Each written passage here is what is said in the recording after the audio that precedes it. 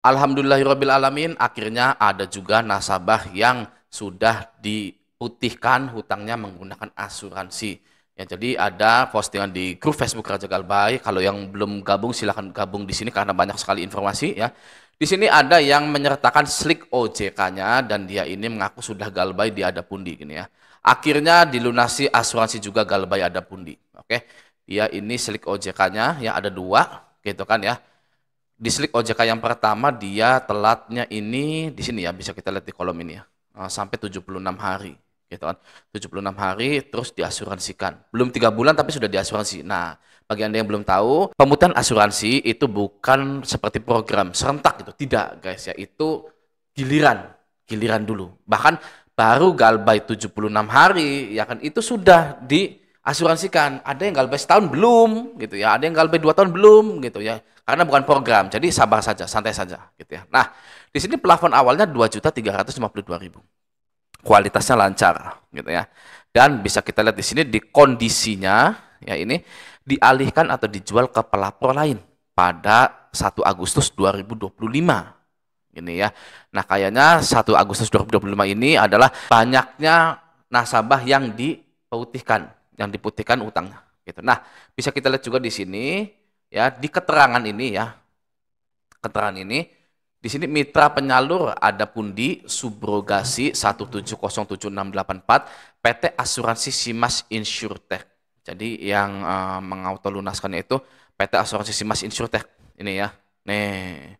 Sinarmas Asuransi gitu ya. Nih. Ya, oke sih boleh sih gitu ya. Nah, ini yang pertama, slik OJK pertama, utang 2.352.000 sudah dialihkan, oke.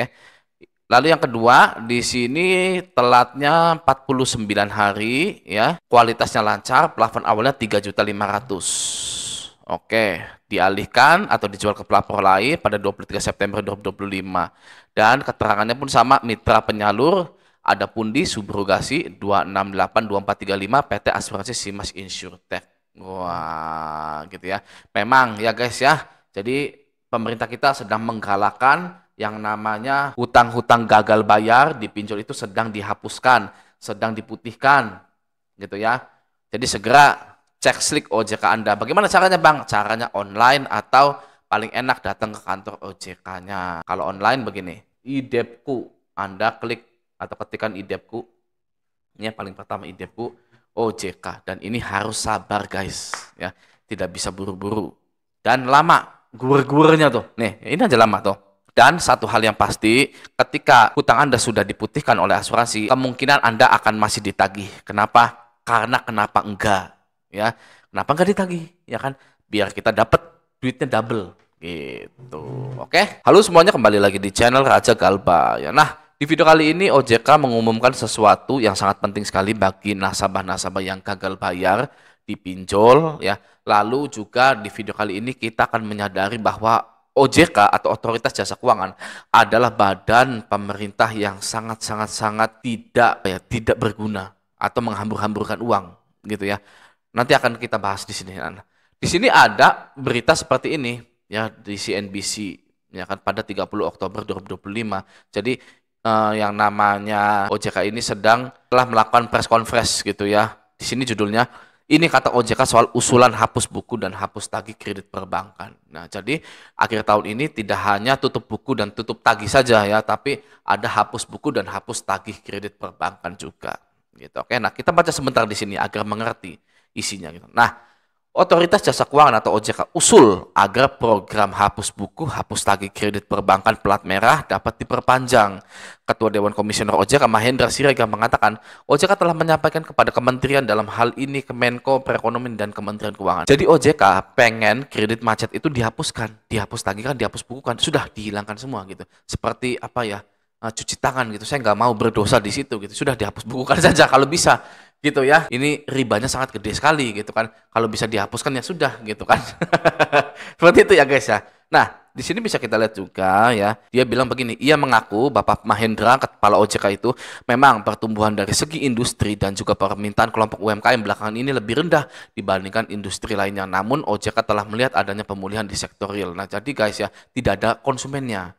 Ya, ini namanya pinjol, bank, leasing itu udah mulai nggak ada konsumen ya. Makanya pengen OJK ini cepat-cepat hapus buku dan hapus tagih kredit macet gitu ya guys ya. Nah nanti Anda itu bisa kredit lagi guys ya, kredit di leasing, kredit di manapun gitu ya. Tapi kalau nanti Anda misalkan Anda galbay di kredit pintar, aku laku gitu ya, dihapus buku dan hapus tagih gitu kan ya. Nah itu Anda pengen pinjem lagi gitu kan ya, nggak bisa guys di situ ya.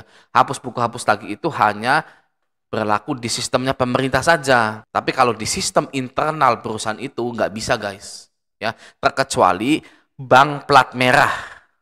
Ya, misal Anda galbay di BRI, dihapus bukukan tuh. Anda mau kredit lagi boleh. Ya, kalau dipinjol nggak bisa. Ya, karena pinjol itu kan swasta. Kalau bank himbara seperti BNI, BRI, Mandiri itu kan punya pemerintah, bebas dong, ya kan? Pemerintah kita melalui Pak Purbaya pengen ngapus semua, hapus buku, hapus tagih gitu ya. Nah, seperti itu ya, ini info yang sangat penting sekali. Dimana nanti kita bisa kredit lagi nih guys. Hati-hati nih guys ya sebenarnya ya.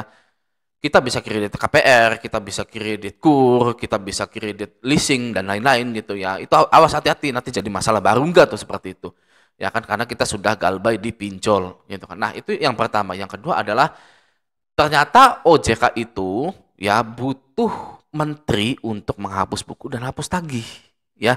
Jadi fungsinya OJK ini buat apa gitu loh, ya kan? Kan ada BI, Bank Indonesia, ya. Lalu pemerintah kita menciptakan OJK, ya, yang tadinya BI checking untuk mengecek kredit skor kita, utang-utang kita, sekarang diganti jadi selik OJK, gitu ya. Masa hanya untuk begitu saja, ya kan? Kan nggak mungkin. Pejabat OJK kan banyak nih, ya guys ya. Oh, ini adalah pejabat-pejabat OJK, guys, banyak banget gitu kan ya. Ini yang baru pejabatnya aja, belum perintilan-perintilannya, gitu kan ya. Kenapa kok OJK itu sampai tercipta gitu? Padahal sudah ada BI. Nah, saya curiganya ya, OJK diciptakan itu untuk meloloskan pinjol ya, meloloskan pinjol dan investasi-investasi yang aneh ya. Bisa dibilang aneh gitu, tapi kalau kasarnya aneh itu investasi ilegal dan aplikasi-aplikasi ilegal guys, seperti pinjol. Sebenarnya ya, pinjol itu ilegal guys. Ya, mau aku laku, kredit pintar, HCI, Kredivo, Uangmi, Kredinesia, Finplus, Watas, EasyCash itu sebenarnya ilegal. Sebenarnya BI, Bank Indonesia tidak mau mengizinkan adanya pinjol-pinjol itu ada di Indonesia, ya kan? Tapi karena Indonesia ini butuh investasi seperti itu, ya kan? Maka dipisah agar perizinan pinjol ini mulus, menjerumuskan masyarakat ini mulus, maka diciptakanlah OJK. Otoritas Jasa Keuangan. Otoritas Jasa Keuangan. Buat apa gitu loh? Ya kan udah ada BI, gitu kan ya. Udah ada Bank Indonesia gitu. Nah, disitulah guys ya. Makanya dengan berita ini, Bapak Mahendra meminta gitu ya. Meminta Pak Purbaya ya di sini ya. OJK telah menyampaikan kepada kementerian dalam hal ini Kemenko Perekonomian dan Kementerian Keuangan bahwa untuk diperpanjang ininya apa namanya? Hapus bukunya, gitu, hapus buku dan hapus tagihnya. Yang jadi pertanyaan OJK tugasnya apa gitu loh. Ya kan? Berarti tugas OJK itu hanya mengizinkan pinjol-pinjol ini ada di Indonesia, investasi-investasi ini ada di Indonesia, ya kan?